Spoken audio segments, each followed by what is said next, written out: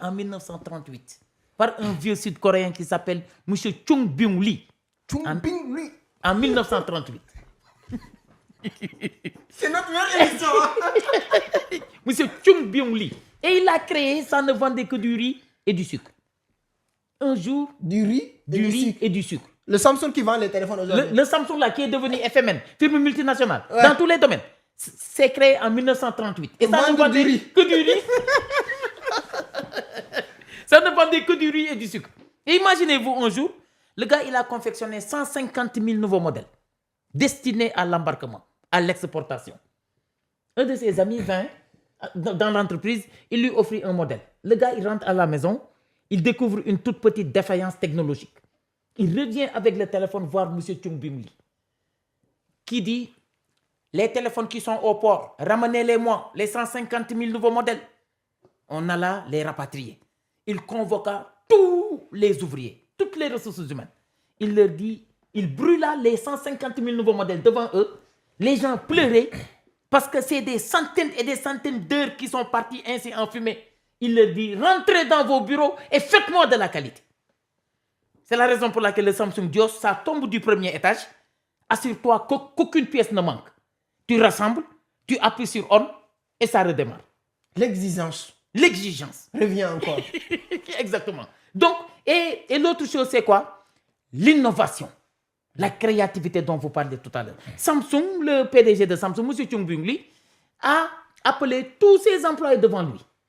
Il leur insuffla ainsi un électrochoc en leur disant « Changez-moi tout, sauf votre femme et vos enfants. Lorsque j'entreprends, je dois créer de nouveaux modèles, créer des choses intéressantes, sortir de l'ordinaire, sortir des chantiers battus, être original. Et c'est ça qui va faire que les gens continueront à s'intéresser à ce que vous faites. » Mes chers amis, changez tout, hein, sauf vos femmes et vos enfants. Je pense qu'aujourd'hui, là, même nos techniciens doivent payer, hein, parce qu'ils sont en train de faire une formation. Et j'espère qu'ils sont en boulot, parce qu'il y a beaucoup de sous-titrages de temps en temps qu'il faut rajouter, mes amis. Hein, il ne faut pas jouer avec les Ivoiriens. Hein. Je ne sais pas si vous connaissez les Ivoiriens. C'est vrai. En tout cas, c'est très bien. On va partir sur les D. Sur les D, le 4D. 4D. Mon entreprise, mon aventure entrepreneuriale, je dois la désirer. Premier D, le désir de le faire. Le désir. C'est-à-dire, vous qui êtes passionné d'audiovisuel, au début, ce n'était pas donné. Vous avez dû vraiment rencontrer des épreuves des plus périlleuses. Mais à chaque fois que vous avez été là, vous avez tenu bon. Le désir de le faire. Tant que je n'y arrive pas, je n'abandonnerai pas. Je n'abdique pas, je ne démissionne pas, je ne baisse pas les bras. Je m'accroche à ce que je veux et je porte des œillères. Un entrepreneur, il doit porter des œillères. Il doit éviter d'être distrait à droite ou d'être distrait à gauche. Il fonce vers l'objectif. C'est ça qu'on appelle le désir de le faire. Le désir de le faire. Aujourd'hui, avec tous les outils de distraction qui sont à notre disposition, ces petits outils-là, moi personnellement, ça me rapporte pas mal quand même. Oui. Voilà. Oui. Mais il y a beaucoup de personnes, y compris moi, c'est des outils de distraction. Chaque instant, chaque minute, il y a des sources inutiles. Si vous rentrez sur TikTok, tu peux passer de 8h à 20h sans rien faire. Sans t'en rendre compte d'ailleurs. Donc le désir, s'il vous plaît. Le désir de désirez ce que vous avez envie de faire. Désirez ce que vous avez envie de faire. Je vous avais entendu une fois que tu dis qu'il y a une grande différence entre désir et plaisir. Merci beaucoup. Le plaisir, si je n'y arrive pas, il n'y a pas mort d'homme. Voilà. Je le fais si c'est bon. Je me plais de descendre et d'acheter un hamburger. Je descends, je trouve le restaurant fermé, je ne meurs pas. Mais je renonce à demain. Je vais chez moi, je fais de la bouillie de riz ou de la bouillie de mil. Mais quand je désire une aventure entrepreneuriale, ça va, je ne me fatigue pas. Parce qu'il y a la passion qui est le moteur de l'ambition. Une ambition sans passion n'éclorera pas.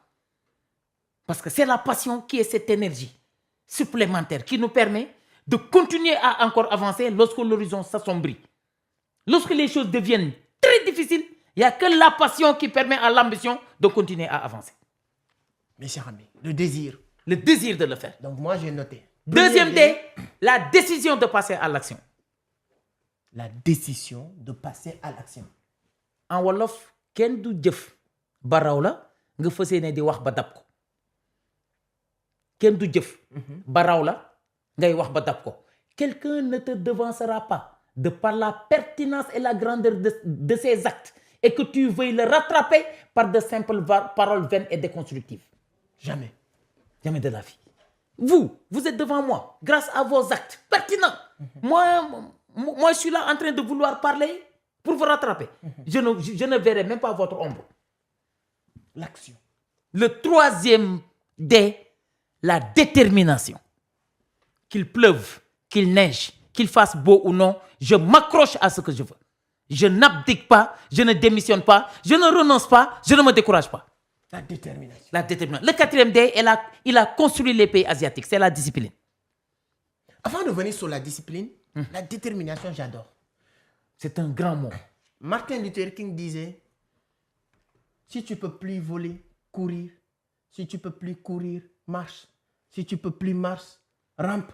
Mais quoi qu'il arrive, tu dois continuer à avancer. C'est la détermination. Merci beaucoup. Quel bel adage. Martin Luther King Jr. Et à la fin de l'émission, vous me dicterez ça.